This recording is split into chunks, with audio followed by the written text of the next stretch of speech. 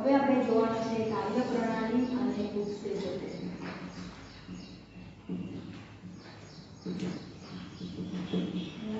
કાર્યપ્રણાલી અને ઉત્સેચકો વિશે જોઈએ તો આપણે જીવંત કોષ તરીકે ઇશિરીશિયા કોલાઈનો ઉપયોગ કરવાનો છે। આ ઇશિરીશિયા કોલાઈ નામના બેક્ટેરિયા બરાબર જે સ્વયંજનન તો સ્વયંજનનની પ્રક્રિયા કરવા માટે ઉત્સેચકોના સમૂહની આવશ્યકતા હોય છે। ઘણા બધા ઉત્સેચકો જોઈએ ઇશિરીશિયા કોલાઈ બેક્ટેરિયામાં સ્વયંજનન કરવા માટે બરાબર। આ ઉત્સેચકોમાં મુખ્ય ઉત્સેચક તરીકે હોય છે ડીએનએ આધારિત ડીએનએ પોલિમરેઝ બરાબર। જીવંત કોષ ઇશિરીશિયા કોલાઈ જે છે એમાં આપણે સ્વયંજનન માટે ઉત્સેચકોના સમૂહની આવશ્યકતા હોય છે અને એ ઉત્સેચકોના સમૂહમાં મુખ્ય ઉત્સેચક હોય છે ડીએનએ પોલિમરેઝ। આ ઉત્સેચક જે છે એ ડીએનએ ની પ્રતિકૃતિ અથવા જો આપણે ટેમ્પલેટ ડીએનએ ટેમ્પલેટનો ઉપયોગ કરીને ડીએનએ ટેમ્પલેટનો ઉપયોગ કરીએ અને તેના દ્વારા ડીઓક્સી ન્યુક્લિયોટાઇડ જે છે એ ડીઓક્સી ન્યુક્લિયોટાઇડના બહુલીકરણને ઉત્પ્રેરિત કરી શકીએ। ડીએનએ પોલિમરેઝ ઉત્સેચક જે છે એ ડીએનએની ટેમ્પલેટ શૃંખલાનો ઉપયોગ કરશે અને ન્યુક્લિયોટાઇડ ડીઓક્સી ન્યુક્લિયોટાઇડની ઘણી બધી શૃંખલાઓનું નિર્માણ કરશે ઉત્પ્રેરિત કરે બરાબર।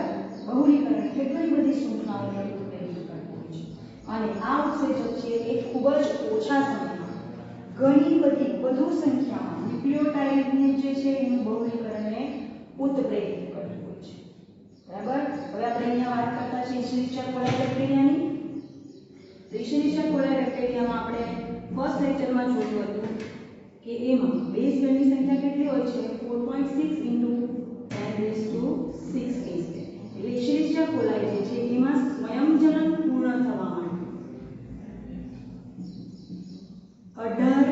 38 મિનિટનો સમય લાગે છે। ઇશિરીશિયા કોલાઈ જે છે એમાં સ્વયંજનન પૂર્ણ થવા માટે કારણ કે એમાં 4.6 × 10⁻⁶ બેઝ જોડીઓ છે એટલે સ્વયંજનનને પૂર્ણ થવા માટે 38 મિનિટનો સમય લાગે છે। એટલે આપણે એવું કહી શકીએ કે જે બહુલીકરણ જે છે શૃંખલાઓનું એ બહુલીકરણનો દર એ કેટલો હોય લગભગ 2000 બેઝ પેર જેટલો હોય છે। કેટલો હોય 2000 બેઝ પેર। કારણ કે ઇશિરીશિયા કોલાઈ જે છે એમાં બેઝ પેરની સંખ્યા આટલી છે બરાબર। એટલે એને 38 મિનિટનો સમય લાગશે એક સ્વયંજનન પૂર્ણ કરવા માટે। એટલે બહુલીકરણનો દર જોઈએ તો 2000 બેઝ પેર। એટલે જે આ ઉત્સેચકોનો સમૂહ છે એ બહુલીકરણની પ્રક્રિયા જે છે એને ઉત્પ્રેરિત કરે બરાબર અને સાથે સાથે પ્રક્રિયાને ઝડપી પણ બનાવે છે। પરંતુ એની સાથે જ કેટલીક હાનિ પણ એને જોવા મળે છે અથવા તો એના ગેરફાયદા પણ છે બરાબર। એ આપણે જોઈએ તો સ્વયંજનનમાં જો કોઈ ભૂલ થઈ જાય તો વિકૃતિ ઉદ્ભવે છે। સ્વયંજનનમાં જો કોઈ ભૂલ થઈ જાય તો કારણે વિકૃતિ ઉદ્ભવશે અને બીજું કે ઊર્જાની દ્રષ્ટિએ આ પ્રક્રિયા જે છે એ ખૂબ જ ખર્ચાળ હોય છે બરાબર। અહીંયા આપણે બંધ તોડવાનો છે એટલે એ બંધ તોડવા માટે ઊર્જાની જરૂર પડે એવી ઘણી બધી ઊર્જાની જરૂર પડે એટલા માટે ઊર્જાની દ્રષ્ટિએ આ પ્રક્રિયા ખર્ચાળ છે અને જો સ્વયંજનનમાં ભૂલ થાય તો વિકૃતિ ઉદ્ભવતી હોય છે। પરંતુ આપણે અહીંયા ડીએનએ નો ઉપયોગ કરતા છે ને એટલે ડીએનએ ડીઓક્સી રિબોન્યુક્લિયોટાઇડ ટ્રાઇફોસ્ફેટ નો ઉપયોગ કરીએ બરાબર। અને આ રિબોન્યુક્લિયોટાઇડ ટ્રાઇફોસ્ફેટ છે એ બે ઉદ્દેશોની પૂર્તિ કરે છે। પહેલો ઉદ્દેશ્ય છે કે એ પ્રક્રિયાથી તરીકે વર્તે છે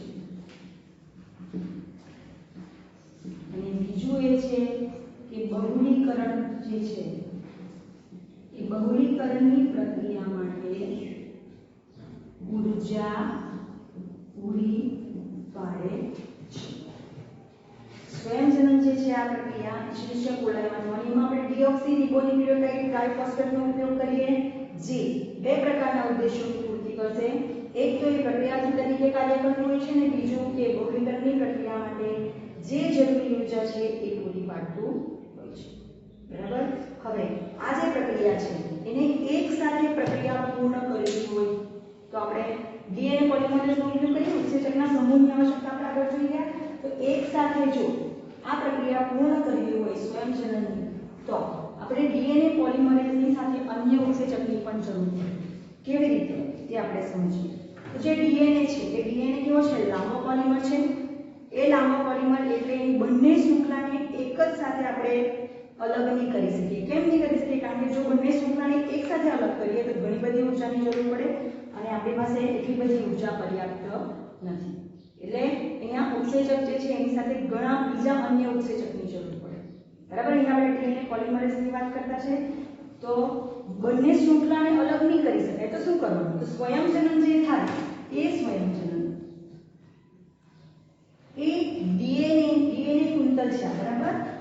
આ ડીએનએ કુંતલ છે તો એ ડીએનએ કુંતલના ખુલ્લા નાના ભાગમાં થતું હોય છે.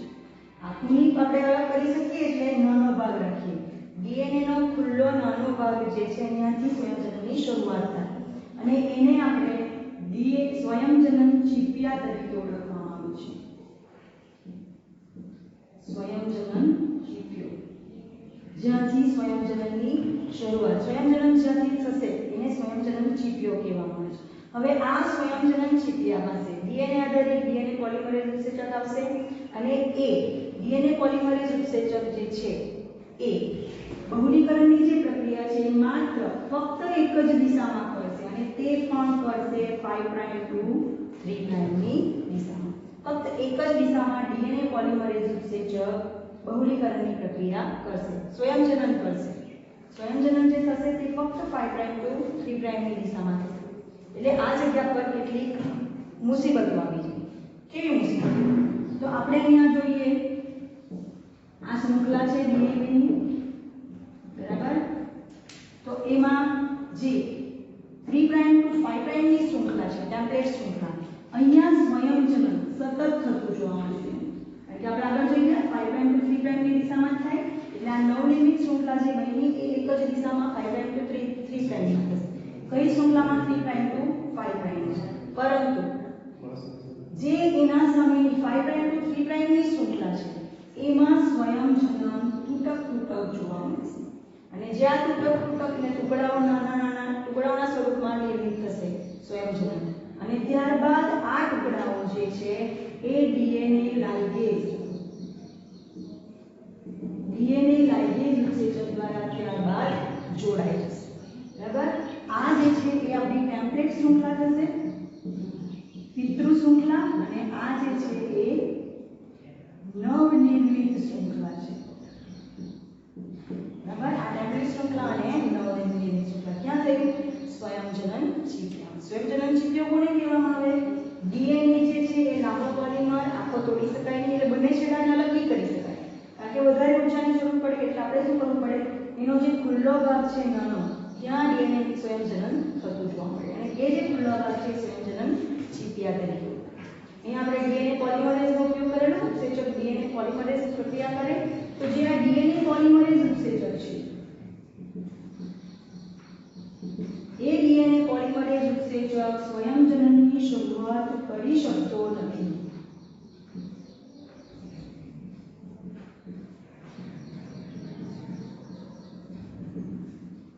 બરાબર. ડીએનએ પોલિમરેઝ સ્વયંજનનની શરૂઆત ડીએનએ પોલિમરેઝ નહીં કરી શકે અને બીજું કે ડીએનએ છે એ ડીએનએમાં ગમે ત્યાંથી આપણે શરૂઆત કરી શકતા નથી. સ્વયંજનન ગમે ત્યાંથી સ્ટાર્ટ કરી દેતા ગમે ત્યાંથી સ્વયંજનન સ્ટાર્ટ કરી શકાતું નથી.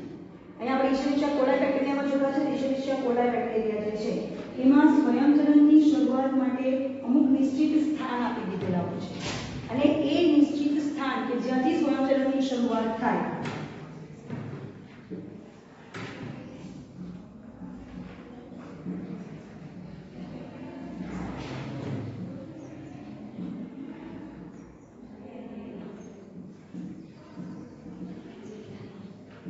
એને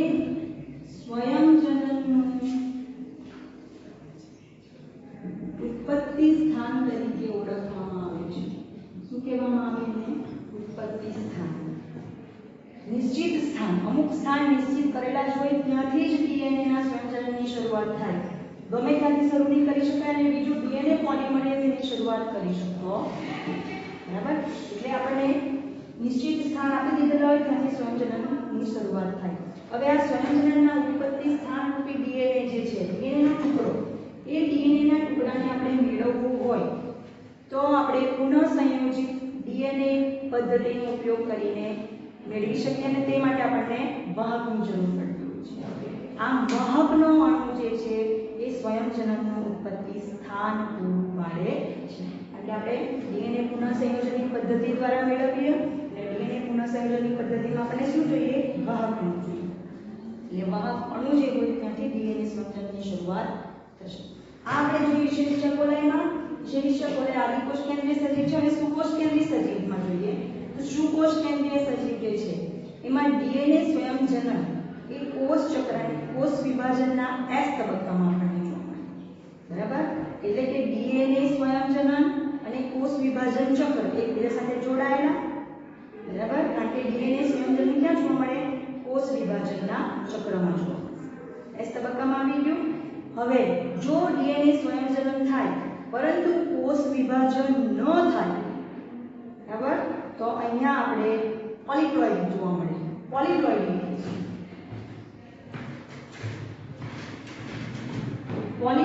એટલે કે રંગસૂત્રની અનિયમિતતા. બરાબર? અહીંયા આપણે શું કીધું કે ડીએનએ સ્વયંજનન અને કોષ વિભાજનનો જે ચક્ર છે એ એકબીજા સાથે જોડાયેલા છે, અનુબદ્ધ રીતે કાર્ય કરે છે. એટલે જો ડીએનએ સ્વયંજનન થાય પણ જો એમાં કોષ વિભાજન ન થતું હોય તો એને કારણે આપણને રંગસૂત્રની અનિયમિતતા જોવા મળે છે. બરાબર? તો આજે આપણે જોયું સ્વયંજનન વિશે અને ત્યારબાદ આપણે જોયું કાર્યપ્રણાલી અને ઉત્સેચકો વિશે. બરાબર? તો ફ્રેન્ડ્સ આજે આપણે અહીંયા પૂર્ણ કરીએ છીએ. Thank you.